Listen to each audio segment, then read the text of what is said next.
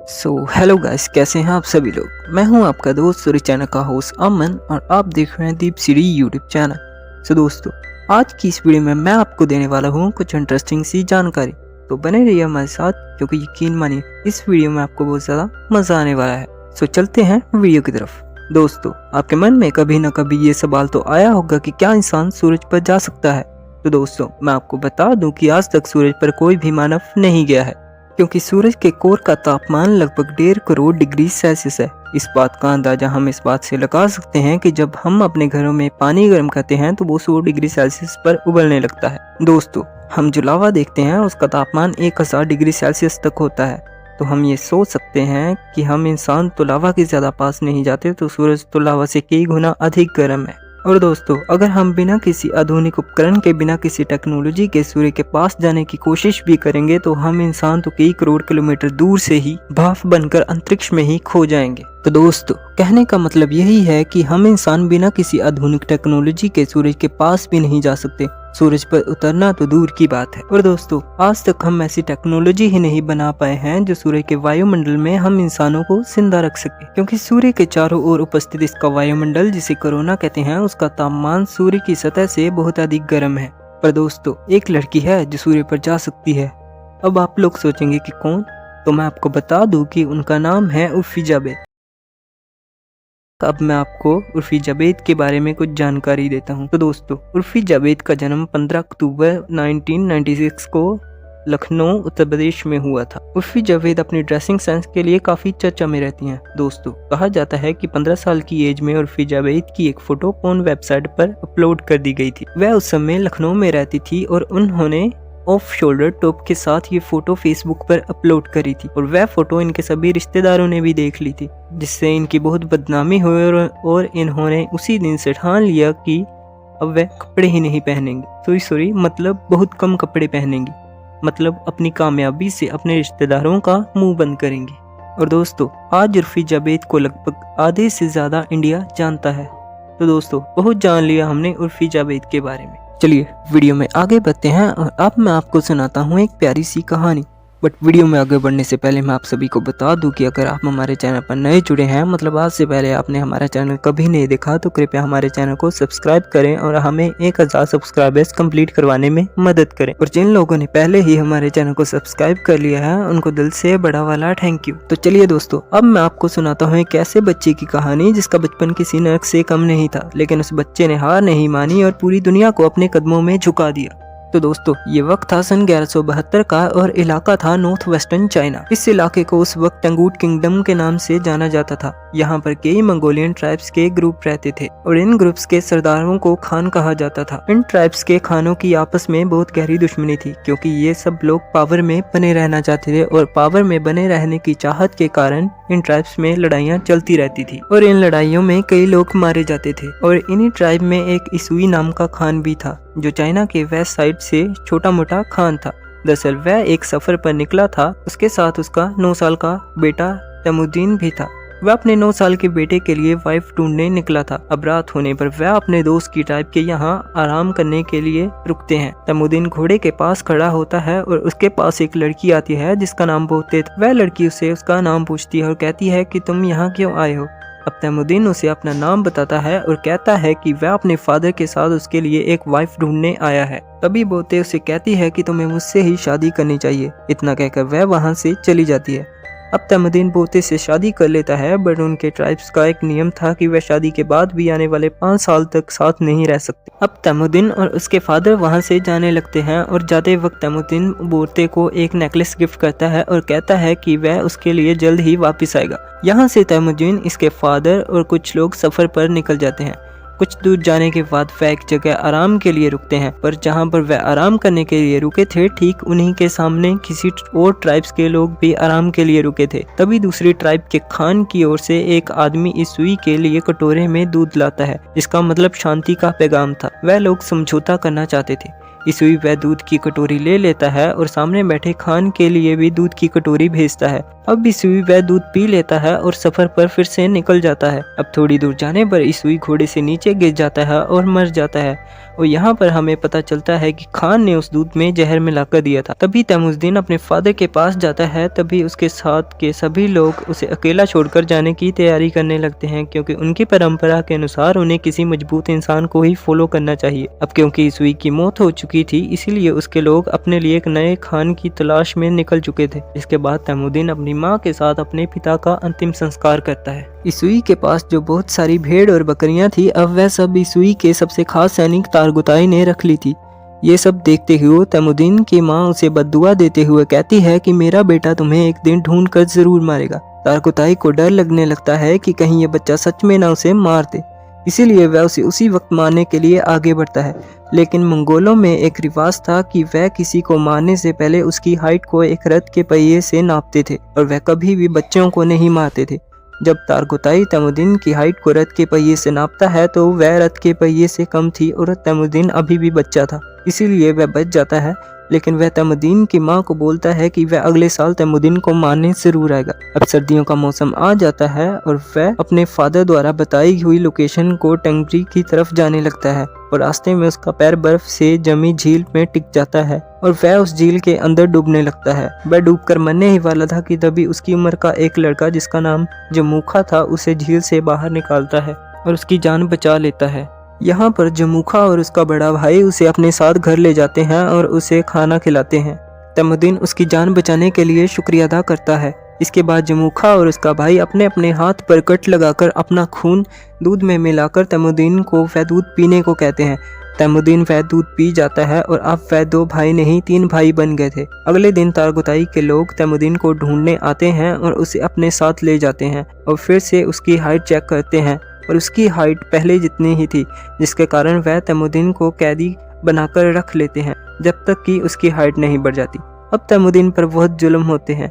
इसी टाइम में एक बूढ़ा भी था जो तैमुद्दीन को रोज खाना खिलाता था और उसके चोटों पर मरहम पट्टी करता था। अब एक दिन वहाँ बारिश होती है और सभी लोग अपने अपने तंबू में चले जाते हैं।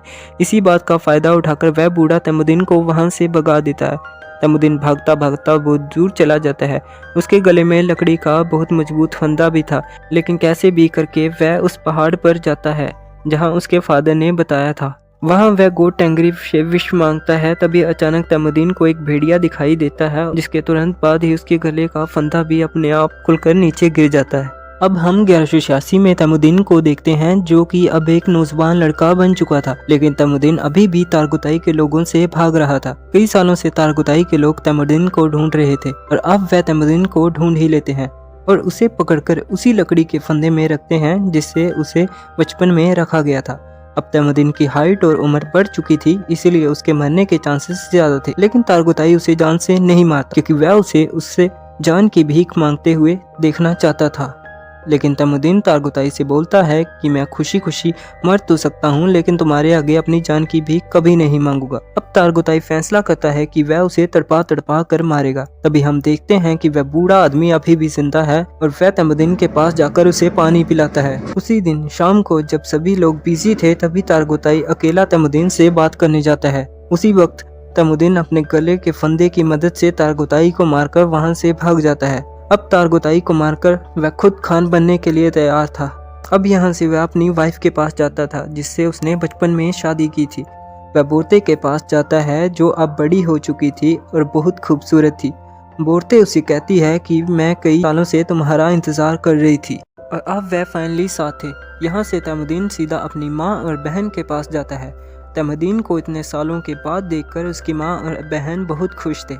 लेकिन एक दिन इनके ऊपर मर्किक नाम के ट्राइब का अटैक हो जाता है। कई साल पहले तैमुद्दीन के फादर ने इस मर्किक ट्राइब के खान की मां को किडनैप किया था और तब इस ट्राइब के खान ने कसम खाई थी कि वह अपनी मां का बदला जरूर लेगा। और अब ये लोग यहाँ बोरते को किडनैप करने आए थे। बोरते और तैमुद्दीन दोनों यहाँ से भागने की कोशिश करते हैं, लेकिन तभी एक तीर बोरते को लगता है, जिससे वह अपने घोड़े से नीचे गिर जाती है और वह लोग उसे किडनैप कर लेते हैं। दरअसल मर्किक खान बोरते को अपनी वाइफ बनाना चाहता था। दूसरी ओर तैमुद्दीन बोरते को वापस लाना चाहता था, जिसके लिए वह अकेला काफी नहीं था। इसके लिए वह मदद के लिए अपने पुराने भाई जमूखा के पास जाता है, जहाँ जमूखा भी एक ट्राइब का खान था और वह भी बहुत पावरफुल ट्राइब थी। जमूखा तैमुद्दीन की मदद मदद के लिए तैयार था, लेकिन लड़ाई के लिए वह तैमुद्दीन को 1 साल का इंतजार करने के लिए कहता है, क्योंकि उसे बाकी ट्राइब अपने अंडर लेना था। समय के साथ साथ 1 साल भी बीत जाता है और वह भाई मिलकर मकिक ट्राइब पर हमला करते हैं। लड़ाई में वह मकिक ट्राइब के खान और उसके सभी लोगों को मारकर उसका जरूरी सामान अपने साथ उठा लेते हैं।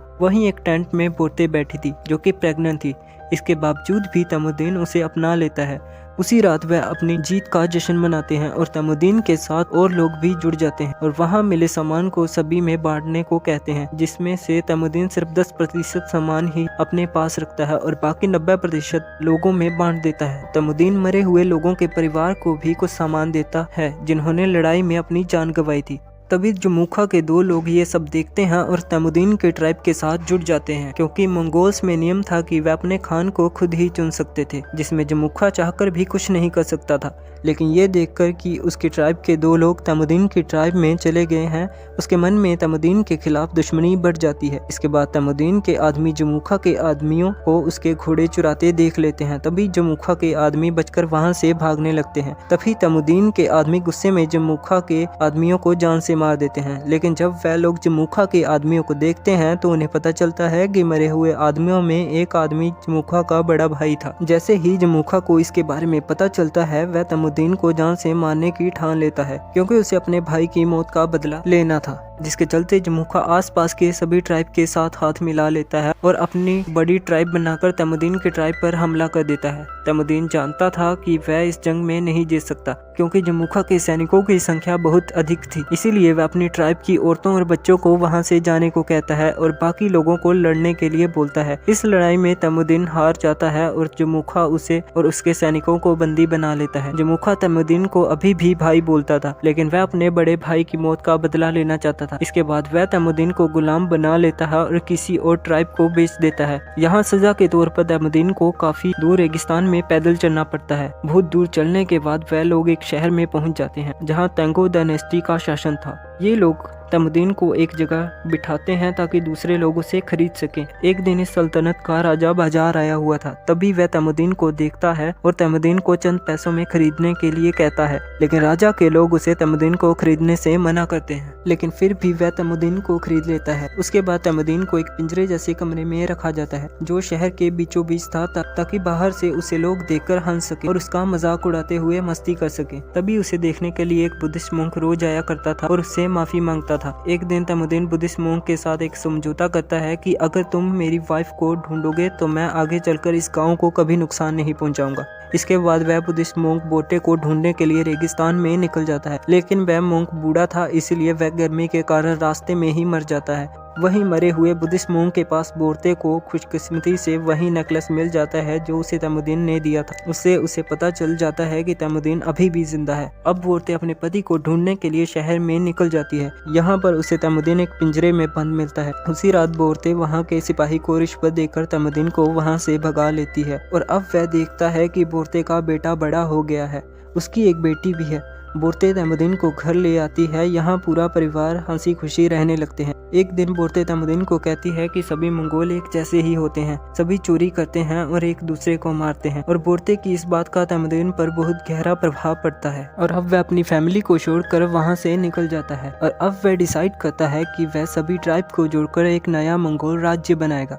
उसमें सभी के बीच नियम और कानून होंगे। तैमुद्दीन ये डिसाइड कर चुका था कि अगर उसको इस काम को पूरा करने के लिए किसी को जान से मारना भी पड़े तो वह पीछे नहीं हटेगा। वह 3 नियम बनाता है, जिसमें पहला नियम था कि औरतों और बच्चों को कभी नहीं मारा जाएगा। दूसरा नियम था कि दुश्मन से मरते दम तक लड़ा जाएगा और तीसरा नियम ये था कि कोई भी अपने खान को धोखा नहीं देगा। अब हम 1196 का समय देखते हैं। यहाँ तैमुद्दीन के कसम खाई थी कि वह मंगोल राज्य बनाएगा। अब उसने कई ट्राइब को जोड़कर एक नया मंगोल राज्य बना लिया था। उसके रास्ते में एक ही रुकावट थी जो उसे राजा बनने से रोक रही थी, और वह रुकावट थी उसका भाई जमुखा। जमुखा के पास भी एक बहुत बड़ी आर्मी थी, पर तैमुद्दीन अपने भाई से जंग करने के बजाय उसे समझाना चाहता था, पर जमुखा जल्दबाजी में अपने सैनिकों को हमला करने के लिए भेज देता है। अब इन दोनों में युद्ध होता है और कई सैनिक मारे जाते हैं। आखिरकार तैमुद्दीन ये युद्ध जीत जाता है और जमुखा और उसके सैनिकों को कैद कर लेता है। तैमुद्दीन जमूखा के बचे हुए आदमियों को अपनी आर्मी में शामिल कर लेता है। तैमुद्दीन जमूखा की ट्राइब में उसी बूढ़े आदमी को देखता है जिसने उसकी जान बचाई थी। तैमुद्दीन उस बूढ़े आदमी को अपनी ट्राइब का एडवाइजर बना लेता है। तैमुद्दीन रात को जमूखा के पास जाता है और कहता है कि भाई, ये जो अपना अपना राज बड़ा करने का लालच है उन्हें ज़िंदगी के ऐसे मोड़ पर ले आया है कि उन्हें अब एक दूसरे की जान लेनी पड़ रही है। जमूखा उसे कहता है कि अगर मैं तुम्हारी जगह होता तो मैं दुश्मन के हर सिपाही को मार गिराता। उसके बाद तैमुद्दीन जमूखा को माफ़ कर देता है और उसे जाने के लिए कहता है। इसके बाद हम बोरते को देखते हैं जो तैमुद्दीन से मिलने आई थी। तैमुद्दीन बोरते और अपने बच्चों को देखकर बहुत खुश होता है। अब ये वक्त है सन 1206 का। अब तैमुद्दीन पूरे मंगोल का खान बन गया था जिसका नाम चंगेज खान रख दिया गया था। इसी के साथ ये कहानी होती है ख़त्म। तो दोस्तों, इस कहानी में हमें ये पता चलता है कि बुरा इंसान वही बनता है जिसके साथ कुछ बुरा हुआ हो। आज चाहे चंगेज़ खान को आधी दुनिया नफरत करती है, पर इस कहानी में हमें पता चलता है कि चंगेज़ खान बचपन में कितना अच्छा इंसान था। जब वह छोटा था तब लोगों ने उसके पिता को मार दिया और बचपन में उसे नर्क जैसी जिंदगी गुजारनी पड़ी। फिर जब वह बड़ा हुआ तो अपनी पत्नी के पास गया, पर उससे लोगों ने उसकी पत्नी भी छीन ली। जब उसने अपनी ट्राइब बनाई और लोगों की मदद की तो उसका भाई उसकी जान के पीछे पड़ गया। तो दोस्तों, हम ये कह सकते हैं कि किसी इंसान का व्यक्तित्व उसके आसपास के माहौल से बनता है। जब तक आपके आसपास बुरे लोग मौजूद होंगे तब तक आपको भी बुरा बनना पड़ेगा इस दुनिया में जीवित रहने के लिए। इसी के साथ ये वीडियो होती है खत्म। तो दोस्तों, वीडियो खत्म करने से पहले मैं आप सभी को फिर से याद दिला दूं कि अगर आप हमारे चैनल से नए जुड़े हैं, मतलब आज से पहले आपने हमारा चैनल कभी नहीं देखा, तो कृपया हमारे चैनल को 1000 सब्सक्राइबर्स कंप्लीट करवाने में मदद करें। और वीडियो देखने के लिए आप सभी का बहुत बहुत शुक्रिया। मिलते हैं अगली वीडियो में, तब तक के लिए गुड बाय।